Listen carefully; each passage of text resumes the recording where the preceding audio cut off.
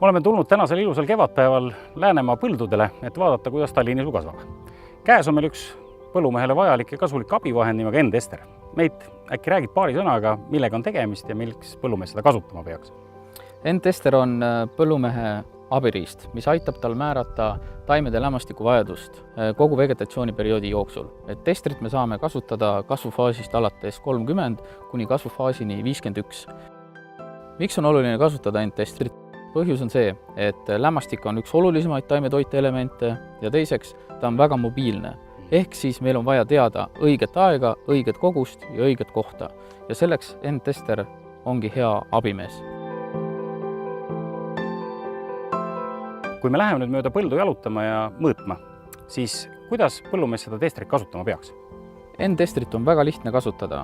Esmalt on vaja lülitada ta sisse, teostada sisemine kalibreerimine, siis valida kultuur, kasvufaas ja alustada 30 lehe mõõtmist. Seejärel tester annab sulle näidu, kui palju lämmastikku oleks soovituslik anda just juurde antud põllule. Kui me oleme nüüd põllu peal ringi peale käinud ja 30 mõõtmist ära teinud, siis mida see tulemus põllumehele lõpuks näitab?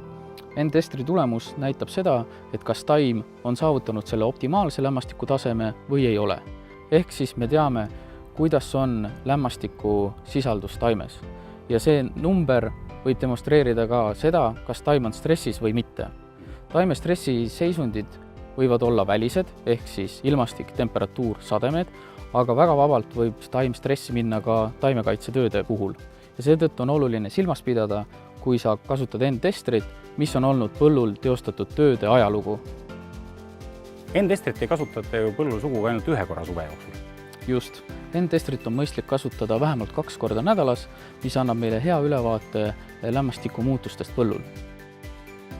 Kas on ka oluline, millisest kohast lehel see mõõtmine teostatakse?